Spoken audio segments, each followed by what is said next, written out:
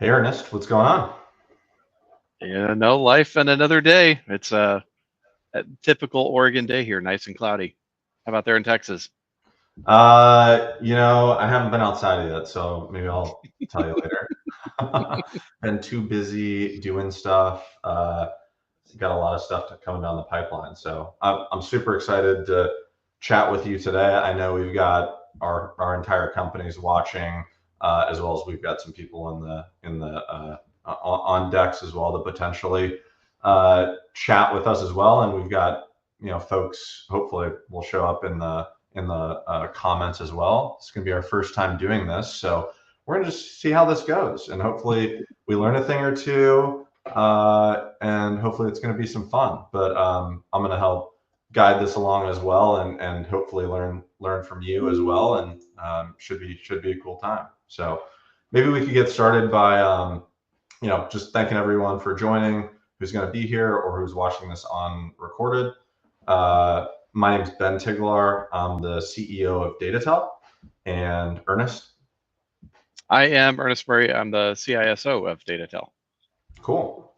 And so one of the things that we were talking about, as one of the really important aspects of kind of foundational IT knowledge that we feel like is necessary for a company who's going through a transformation of their IT infrastructure is they've just got to know and understand what SGN SASE means, not just from an acronym perspective, but really diving into what does it mean in understandable ways, because it's just underpins so much of what's possible in the infrastructure and decisions that we're making, especially in the mid and enterprise space. So as I've learned more about it as well, it's just like, wow, we really need to deep dive this, and just give folks a high level understanding of what this is.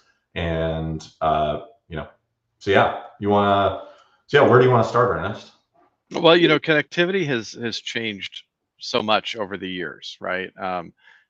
And that's one of the exciting things about technology is change, but it's also one of the scary things. And so SASE is the new buzzword running around about connectivity, but there's so many different ways it can be implemented. There's no real structure. It is a sales term. So that means that there's not like a line behind it or a document behind it that states how things should be done in a particular way. So what we'll be talking about today is sort of the history of connectivity. So if we lay a foundation of knowledge and understanding, and then we'll talk about the SASE and what SASE means to us and what that looks like at DataTel. Cool. Sounds great. I'm excited to dig in. And I'm going to be jumping in here too, asking questions from, an IT director or business owner perspective, because I'm curious about how this might apply to, a mid or enterprise size client, but then also to one who's a small business owner. Like, how does this impact me? What are the things that I need to think about? So I'm going to be jumping in as you run through this stuff. You ready for the Awesome. slides? Let's do it. Cool. So let's start by talking about one of the original components of connectivity way, way back in the day, which was called MPLS. And an MPLS network was a way of tying different locations or branches together for an enterprise. It was managed by the internet service provider. So essentially, what MPLS did is the internet service provider would stand up a dedicated sub network within their infrastructure and then route traffic between all of the different enterprise locations, and all of that traffic was routed over their network. So they would be managing the internet connection, they'd be managing the connectivity between the sites. The benefits of this is that the infrastructure is owned and managed by the ISP, right? So there's very little um, requirement for in-house specialty or knowledge or any of that sort of thing. Then the connectivity is also being managed by the ISP. So they've got SLAs behind it. They've got a big network. So it makes it easy. But the problem is that it's really expensive. So trying to run an MPLS line into multiple locations, the costs go way up. You have to have the same internet provider available at every location.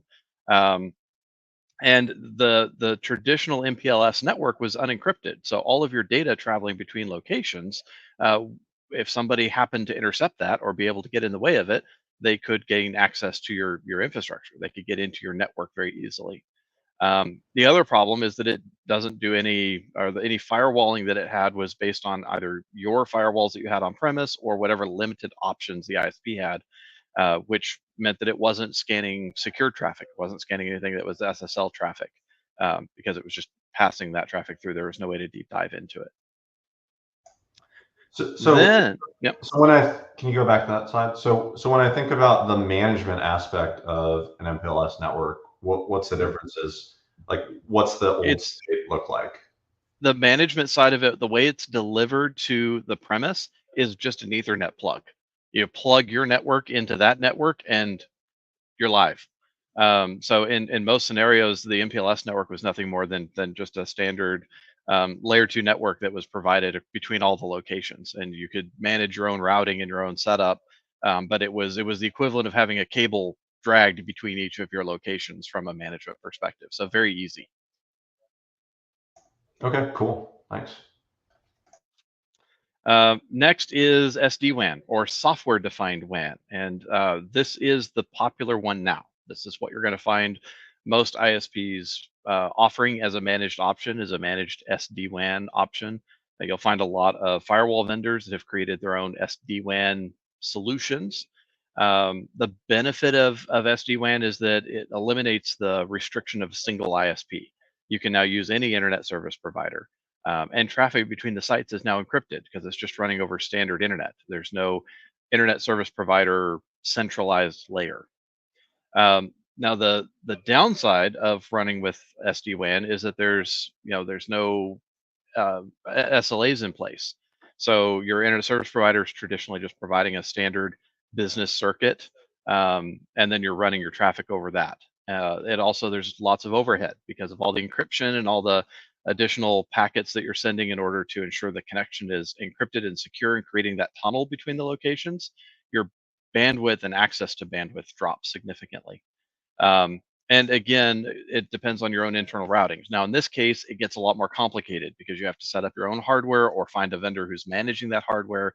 It's physical hardware on site that has to be continually updated, the licensed. There's security aspects as to how data is transiting between locations. And if you don't set it up well, you're still opening all of your locations to all of your other locations. And so Office A can see everything at Office B, and that's not good. If you don't have good management between there, it allows one attacker who gets into one network access to your entire organization.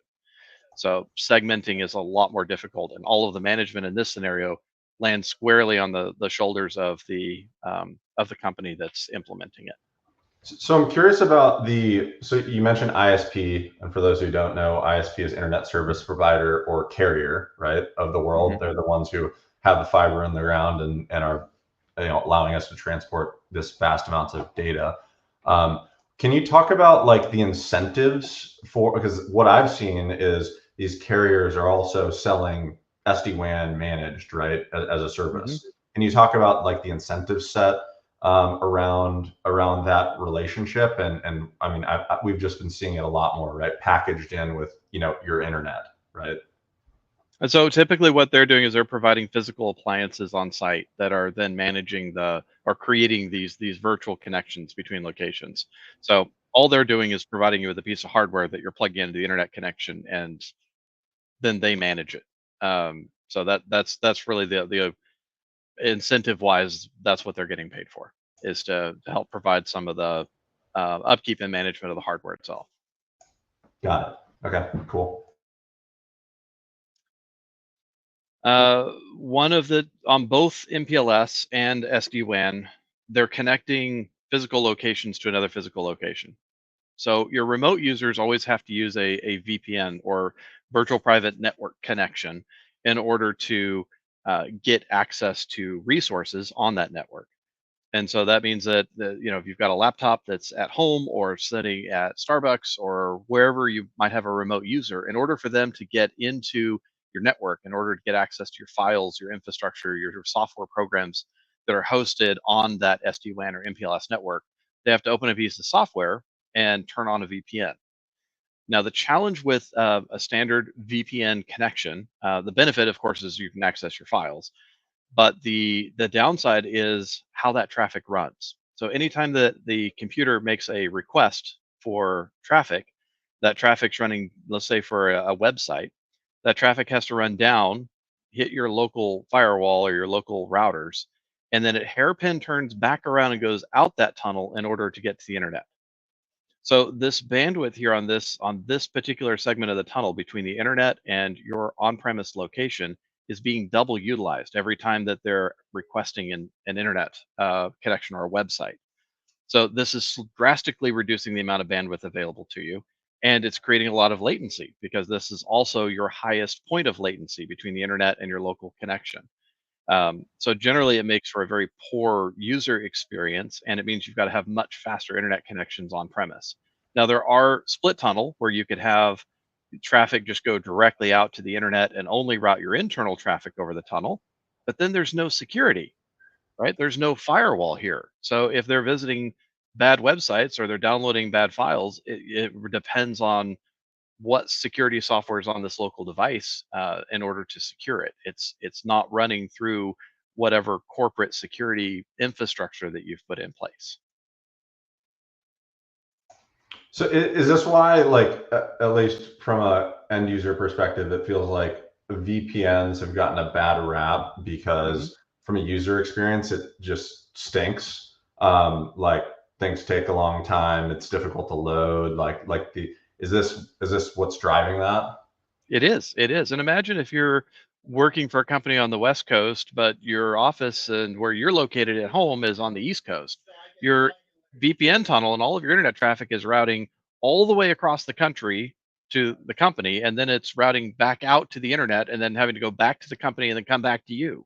So it's a huge amount of slowness and latency that's occurring there that just makes it's difficult. It creates a lot of support requests. VPN connections are they operate with a single type of technology, whether you're doing SSL or L2TP. There's different types of technology in use.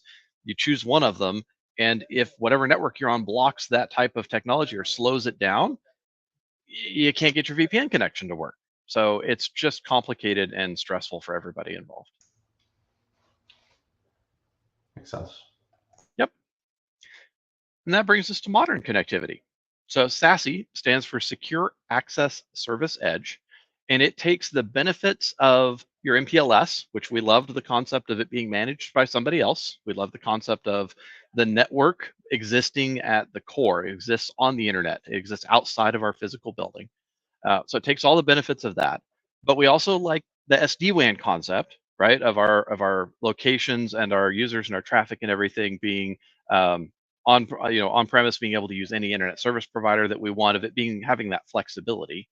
And we really need the connectivity from our remote users. So from folks running on laptops or outside of the network, we need them to have a good experience and to be able to connect from anywhere. So that's what SASE does. Is the SGN SASE that DataTel uses? It's a little piece of software gets installed on every computer. It utilizes multiple connectivity methods. So it attempts, if one gets blocked, it's going to switch to the next and switch to the next in order to find some way for it to connect. It connects automatically. The moment that that computer gets an internet connection, it's going to establish that tunnel and that secured traffic tunnel. It's establishing that secure traffic tunnel to the closest data center, of which there are over 30 globally. So you're always going to be really close to one of these access points, one of these data centers that you're creating a connection to. And then each of the data centers on our network has a 100 gigabit fiber backbone between them. So any traffic that needs to route from the East Coast to the West Coast is actually on a dedicated data center to data center fiber backbone running at super high speeds. So this means that your traffic and your both your internal traffic is being properly secured. Your traffic coming in from outside users is being properly secured. Everything is running at super high speeds, and it allows us centralized control of all the firewall options. So the firewall settings are all managed in the cloud. There's no physical hardware that's required on premise in order to make this work. You actually can install the app directly onto servers and then directly onto workstations, and all of the connectivity is just managed for you through the cloud app. Every device gets the same level of security, regardless of where it is. And what's great is you can tie in your headquarters, your satellite offices, any data centers, cloud services, remote employees. They all end up on the same secure global network, or SGN as we call it, where every device gets the same treatment regardless, and all the traffic gets the same treatment regardless of where it physically exists or what network it's physically connected to. Because of this, and because we're operating with a software agent on the endpoint, we're also able to manage SSL decryption. So that means we're scanning all internet traffic, not just the insecure websites, but we're actually able to do SSL proxy and properly scan every website that's being visited for malicious traffic. Yeah, it feels like, I mean, it just sounds like this would be a no-brainer as you if you want to move to a modern IT infrastructure and you want to stay protected, but it sounds too good to be true. Like, what are the downsides or like issues with this model? Because I'm sure there are some, right? Well, the biggest The historical model, right? the biggest struggle our biggest pushback that I've gotten from clients is that there's no capex option. They can't buy it and own it, right? With SD-WAN, you can buy a physical appliance and you own it. It sits there and you have access to it. That's not possible in this scenario because it's all dependent on the Basically, provider and their network and infrastructure. instead of using hardware to maintain your infrastructure, you're using resources in the cloud, right? Yep, that's right. It's a cloud-based solution. And then the second one is that your uptime and reliability is going to be dependent on both your internet service provider and then the SASE solution provider. So you do have that restriction as well. You don't own and control that traffic as much as you do on an SD-WAN connection. But that goes back to the MPLS. You had that same problem and challenge on the MPLS side as well. I've also heard of this zero trust methodology buzz phrase that's out there. Mhm. From security vendors, from I'm starting to see it in like the news. How does that methodology get incorporated into a SASE model? Well, that's the beautiful part of the SGN SASE solution is that zero trust is baked right in. And zero trust means that we don't trust the network that we're on. We assume that the network that we're on has been breached. We also uh, don't trust the user who's on that device. So we need to identify the user and we need to identify the device. And once we've identified and verified both of those things, then we allow access to resources on the network. So, for example, if you've got somebody who is part of the field operations team, maybe they're a field manager or they're a salesperson running around, they don't need to access the accounting server. There's no reason for them to have access to that resource. And so firewall rules can be created that say if you're a part of this intra ID group, then you get access to these resources when you log into a computer. So much lower management from the IT perspective, and it just assumes that it verifies access before just randomly allowing access. So even if a threat actor does get onto your physical network, they hook up to your Wi-Fi from outside, or they walk into a conference room and plug in, they see nothing because there's nothing on the local network for them to gain access to.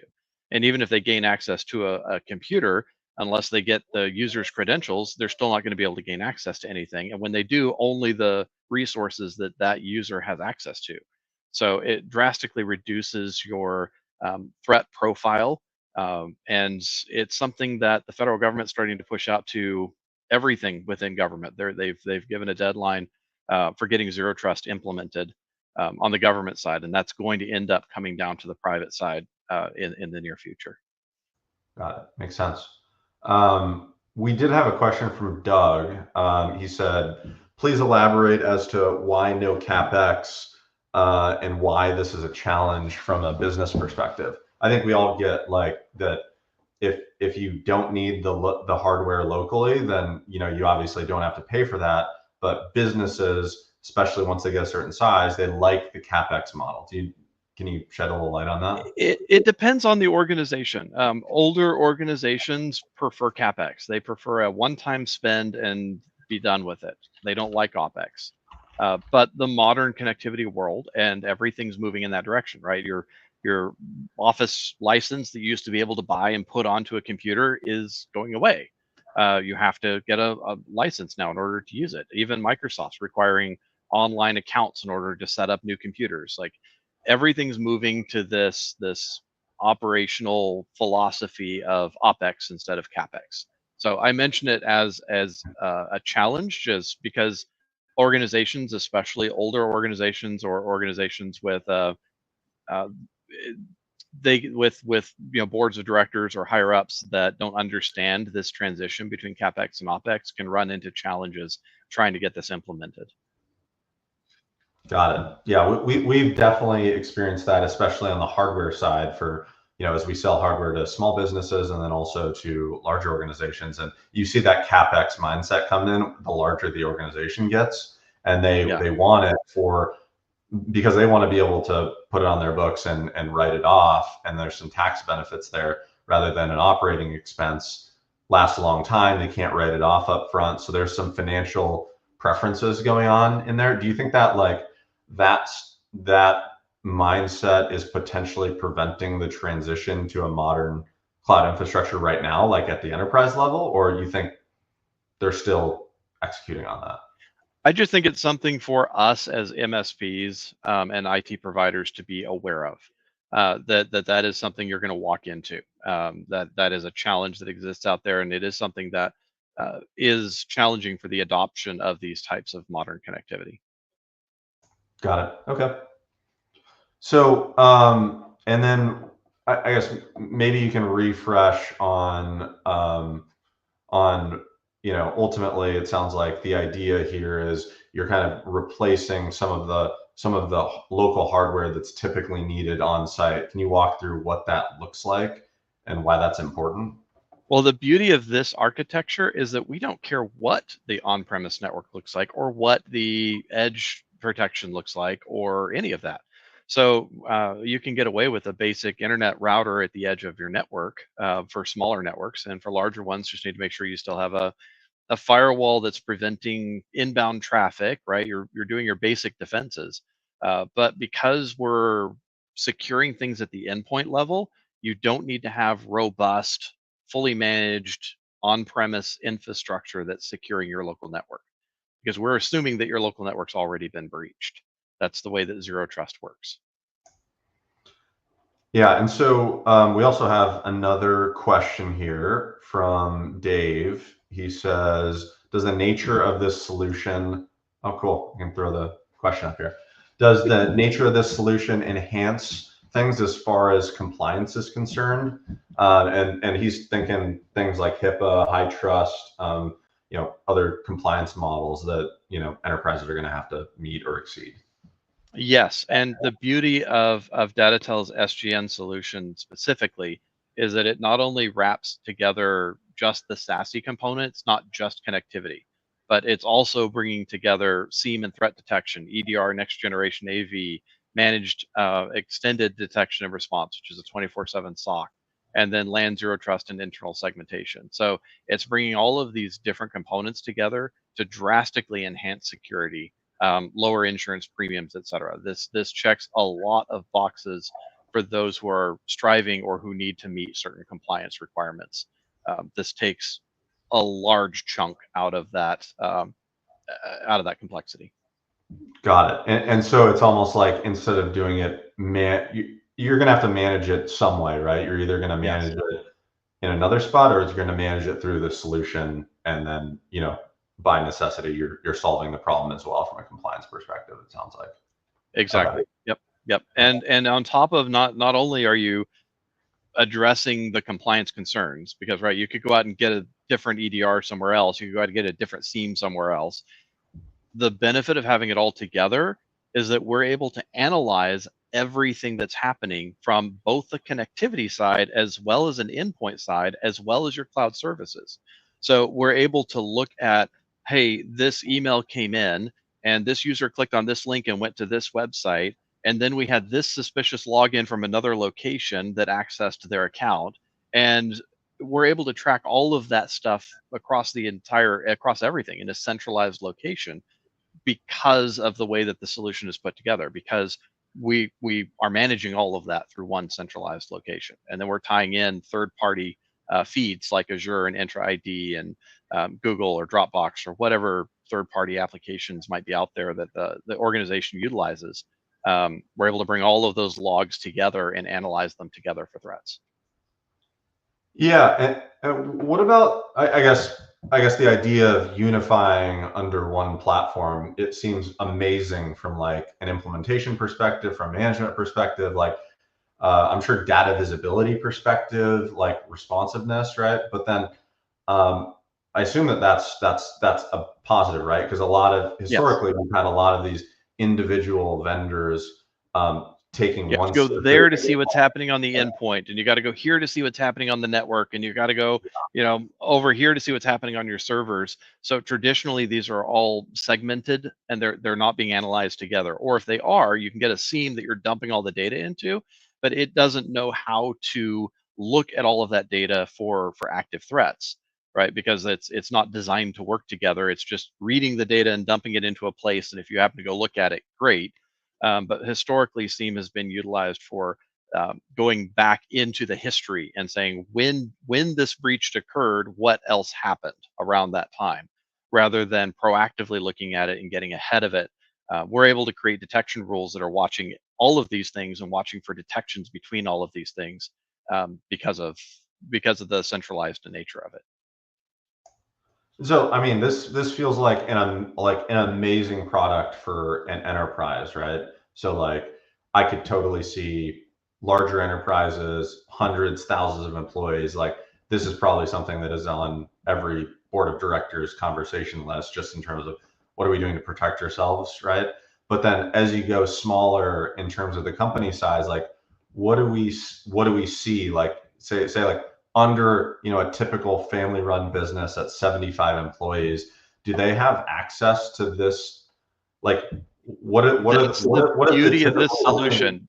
Because it's all cloud-based, because it's all living within the infrastructure that's been built, it scales from one user up to thousands. So we've have this solution implemented for individual business owners working out of their home, all the way up to clients with more than 3,000 employees. The solution is modular, it's scalable, it is available for everyone. uh but then there's obviously the management aspect too, right? Like is that something that, I mean, you're kind of taking a whole bunch of different products and putting it into one, right? So Mhm. is that something that you manage by the MSP or the IT provider, say us, or is that managed by an IT group? How does So that? if for smaller clients who don't have an internal IT group, it's fully managed by us. For larger clients who have dedicated security staff, dedicated security teams who are used to working within these tools, they can have full access to be able to manage and monitor it themselves. So there's a variety of options and flexibility depending on what the individual company needs. Got it. Maybe you could run me through like a high level, like, 'cause, I mean, this is great, right? It's really technical, but like talk to me like like a mid-sized business owner, right? I've got two, three, 400 employees. I've got 10 or 12 locations. Why do I've got my endpoint detection and I've got firewalls in place, right? And I've got, we're running kind of a break fix shop, fixing things as we need to, right? Like how do you go from that to like what we're talking about here? And like, how long does that take? Like, what does it look like? Can you just like, is there a story you can share? Like what a company might look like if where they're at right now versus what it looks like at the end, if that makes sense? This is one of when we start working with a client, this is one of the first, if not the first thing that gets implemented and deployed. It is transparent to the end users. Its implementation just you pull off the old VPN client and you throw this thing on. The setup and process behind it is just a matter of saying what resources do people need access to, put those rules in place, and it's live. The solutions runs in the background. It's fast. It's easy to deploy, and I don't know. There's not not many hiccups or road bumps that you're going to run into until you get to deploying things like land zero trust, where you're blocking access to printers or potential internal resources. That's a little more intensive to get deployed properly.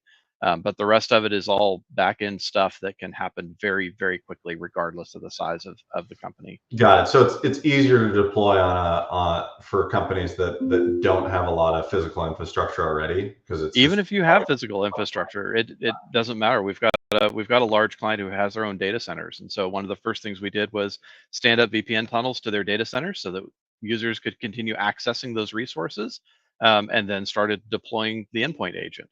And as this company is going around buying other small companies around the country, it's just a matter of just install the agent, and suddenly they've got access to all of the corporate resources that the large organization has.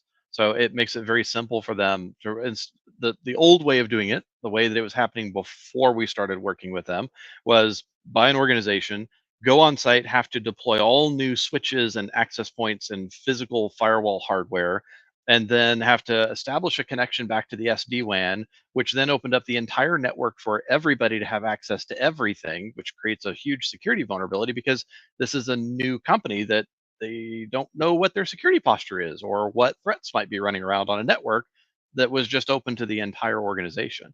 So that's the benefit of this, is that we're able to protect the data and the endpoints and manage and monitor all of that traffic, even from a security perspective, as well as a connectivity perspective, just by installing a simple software agent. makes sense. I mean, if I was a firewall hardware manufacturer, what am I thinking and how am I responding to like this? Because it seems like it's going to get disintermediated, at least like on the hardware perspective. Like, what do you think happens with this, like with this market? I'm just personally curious. So from a physical hardware firewall perspective, they're going to be leaning heavily into those organizations that want capex. But the challenge of that is that because of the modern threat environment, because things are changing daily, hourly, because there's new threats that are constantly being detected, you can't just put a firewall out there, throw some rules on it, and be good, right? We used to be able to do that. It doesn't work that way anymore. We now have to have constant updates. There's constant, hey, these are the new, threat detections that are out there. These are the new IPs that we need to block. These are the new websites that we need to block, because that's changing on a minute by minute basis. And so even physical hardware manufacturers over the past several years are pushing or enforcing subscription based services onto their clients, because that's the only way to properly secure things. Um, so I don't really see much of a future for physical hardware firewall solutions, except in large data centers or locations where a solution like this can't work because it requires the systems to be offline. So government or federal defense contractor type Mm. networks. Yeah, and I mean, I feel like probably the one of the top concerns is like, at least when you think about like the legacy hardware mindset, right? Like you have control over it, you can see it, it's in your location, and then you're really exposing yourself to the cloud, right? Like, Hmm. and that's sometimes I've seen that talking to clients. It's like there's a fear around that, right? Like who's controlling my data? What's the information? Like where's my information going? Like how do you respond to those people? Well, there's multiple options available. If the data that you have um, very realistically needs to remain on premise, you've got to remain and have control of it. A solution like this allows you to do that easily without opening up your network to further risks.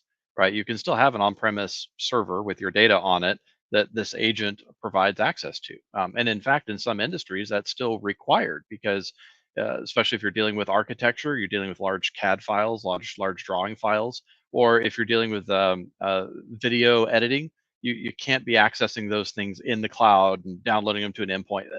That doesn't work. You still have to have physical on-premise infrastructure and storage and such for that. But this solution allows you to access those securely and quickly, remotely, without having to put a public firewall out with a static IP that people can DDoS or try to hack into. That's your biggest threat when you throw a firewall out there. And as we saw over the last year with huge major brand name these are some of the best folks in the industry, and they've got firewalls and physical appliances that vulnerabilities are being found on left and right. And if you don't update them within minutes, you're getting hacked. It's the way that the modern world is operating. This isolates and insulates you from all of that. The other benefit is if you're concerned about access of data in the cloud, this SGN solution allows you to put static IPs that are dedicated to your organization. So within DataTel, for example, we have 3 static IPs across the US, one East Coast, West Coast, and Central, that all of our traffic comes out of. And so we can lock down our cloud resources to say, hey, if you're not seeing traffic from these 3 IPs, then it's not us. Block that access. So it allows us to really restrict things down and block it down from a security perspective as well, because nobody can just hop onto that network. It's ours, and those are ours, our IPs. Cool. Awesome. And the modular approach here, like how, it feels like there could be risk in having one solution that controls it all, right? Like there, we saw this CrowdStrike outage, right, where millions of people were unable to work, many businesses failed to function. They had one choke point, right, of CrowdStrike, and it caused, when they ran an update, caused a massive issue for lots of people. I think that's one thing that has become immediately apparent in that mindset. Is there a way around it in this like new modern world? And like, what's the risk of putting it all in one platform that is consolidated versus having separate, some differentiation there, right?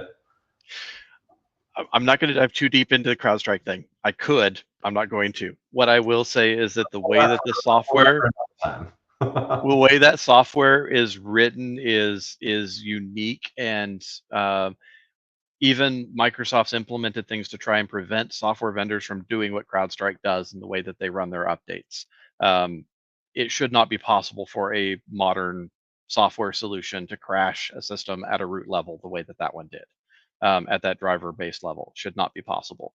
I can tell you the way that this EDR platform is written. This EDR platform was written for the U.S. Air Force, is deployed everywhere for the U.S. Air Force. It's designed to protect nuclear missile silos, and so it attacks the thing, the one thread, the one little piece of software thread that has the detected threat. It stops that rather than shutting down the entire software platform. And I've got plenty of stories and things I could tell you about that. But to shortcut it, a properly done system doesn't have those issues. Now, from a security perspective, as CISO, I never trust any single platform. As much as I love this, as incredible as this is, from a security perspective, layered security is always the way to go.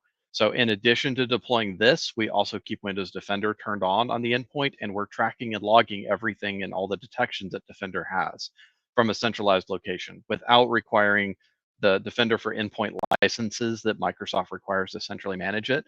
We're able to monitor it directly on the endpoint. So we still keep 2 layers of security in place because one catches things that the other doesn't.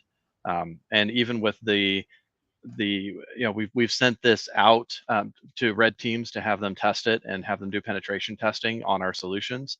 They were not able to gain access to the systems, even with full admin level access to the hardware and physical access to the hardware. They were not able to break into our networks or systems, and we were detecting and monitoring and tracking them each step of the way because of the multi-layer solution that's in place. Cool. Nice. So if you were to I guess we've got a couple more questions, but we can probably, I've got a few last remaining questions. First is around maybe if you could reframe. So say speak to me like I'm a business owner. Why should I care about all, this just gets really technical, right? And like, what's the impact of my business, my people, my IT team, if I've got a mid-sized company? Why do I care as like a board level person? Because you care about your data. You don't want to end up on the news headlines. I mean, it's Yeah. not a matter of if you're going to get breached, it's a matter of when you're going to get breached, right? No matter how many layers and security, the the only way that you'll never know that you've been breached is if you turn a blind eye and you refuse to look at it. These days, threat detection intelligence is not around preventing the threat, because the threats are evolving so quickly that we can't prevent them. What we can do is detect them and shut them down quickly. And by quickly, I mean within minutes. So that's what all of our infrastructure and ecosystem, everything from a security perspective and this connectivity, the SASE component we're talking about, is crucial to that, because the ability to isolate that endpoint immediately when there's a threat prevents it from spreading. It prevents it from doing the damage that it's designed to do. And we can do that because we're living on the endpoint. With a traditional firewall, you could block its access to the internet, but you can't block its access to the other internal computers and components. So its threat is just going to start spreading across the organization unchecked. That's what the power of this is that you're reducing the time of your IT staff to manage old architecture and infrastructure. You're allowing your end users complete connectivity freedom from wherever they want to be with the speeds that they've come to expect in the modern world. And you're protecting all of your company's assets and data and infrastructure and architecture, regardless of where the users are and how they're connecting and what device that they're on. Got it. And with, I guess when we're implementing this tech, I mean, it sounds great, right? Like we've got better coverage throughout the organization. We have higher security. We have potentially lower costs on the operating side, right? But then you think about the ongoing OpEx cost, which it sounds like the larger organizations don't really like that model. Is this like a massive investment up front? Is it typically like monthly ongoing? Like how do you think about kind of an old style IT infrastructure versus one that looks more modernized, right? Like has these advanced security features? Just like Microsoft 365 and the rest of the way that the world is going, right? It's a monthly operating expense based on the number of endpoints you have the software installed on. So it's less expensive than Microsoft 365 E5 licenses. So it's a very cost effective solution to be able to implement on a monthly basis. Nice, cool. And so if you're speaking to sysadmins out there who haven't really, maybe they're working at an MSP who doesn't utilize this sort of structure, like what would you tell them, and what direction would you say to learn more about this, to understand how it works and how maybe they could push their organization into moving in this direction? The first thing I would say is it sounds like magic, and it sounds like something that's too good to be true. I want to acknowledge that. And as somebody who's highly cynical and again doesn't trust vendors or solutions very easily, and I love to have backup plans, it was really hard for me to come and trust the solution as well. It's taken years, but it is true. It is a real thing. So reach out to DataTel. We'll be happy to walk you through the solution, show you more in depth. We've got trials we can implement for you to go out and test it and see for yourself. The proof's in the pudding. Get out there and deploy it and look at it and see it and play with it and prove it to yourself. Yeah, I think part of this also is we want to do this IT knowledge nuggets. Thanks for coming up with that name, by the way, Ernest. That was a really good naming convention we have there. But I like it, so let's keep it going. I'm really excited about the knowledge that we're going to be able to share, like creating reports, like actual actionable information that people who are systems admins or directors of IT somewhere can actually use and implement themselves. What do you think are the roadblocks for getting over that hump, like organizationally? Is it cost or is it culture? As you think about it, companies kind of, they need to go do something, but they're not there yet. If you were to put money on it, like what's the constraint? Why aren't people moving faster? Fear. whether that's fear on the financial side, or whether that's fear of what infrastructure and what a change like this could look like, and the unknown. It's really just fear of the unknown, which is why stepping your foot into it carefully and deploy to some endpoints and do a proper trial and test, and get it out there and prove it before you start implementing across the entire organization. But make sure it's going to function the way you expect it to, in the way that you need it to for your organization. um, that's the tried and true methodology. But then again, the challenge on that front becomes time, because we all know that IT staff is stressed and they're stretched, and they're seen as a cost center, not something that can benefit the organization, but as something that's a drain on an organization. And that's where it becomes difficult to properly do a proof of concept and a test on a solution like this, which is why there's a major um, blockage in adoption, because they just sysadmins don't have time. Uh, but the benefit of this particular solution is that it ends up saving a massive amount of time and effort once it's But deployed. it's getting over that like legacy hump, right? Like, because you just Yep. have so much legacy stuff built up that you've got to manage, maintain, make sure that it's functioning, and patch band-aids upon band-aids, right? Yep. And that's at least the larger clients that have just tons of IT debt. I'll call it. That's the challenge, right? I think Well, for and them. that's the benefit of SASE, though, is that it can be layered over the top of your archaic infrastructure. It can be layered over the top of your existing IT debt that needs to get paid down very easily, right? Because it installs on the servers, and it's got the ability to connect to networks or do standard VPN tunnels to data centers. It's very easy to layer over the top of your existing infrastructure without causing major issues, and without causing downtime, without, right? It just enhances what you have and secures what you have while you're working towards addressing the other issues and paying down that technical debt. Got it. Sounds good. Any last words before we sign off and kick it to next week? No, I just want to say thank you to everybody for watching and tuning in, and let us know if you've got any questions. I'm really curious to hear what your thoughts are on this type of setup and solution. Is it something that would work well in your organization that sounds intriguing, or is it something that would just be an absolute no-go, and why? Yeah, I think that's the coolest part is going to get feedback from this sort of stuff, so we can really hone in on like what are the problems and challenges that organizations are dealing with, Yep, and hopefully get some like good feedback, and maybe these become specific sessions based off of like really niche technical aspects of someone's infrastructure. So should be cool. absolutely. I'm excited. Thanks for your time, Yeah. Ernest. Thank you, Ben. Thanks. Bye. See you Bye. later. Bye.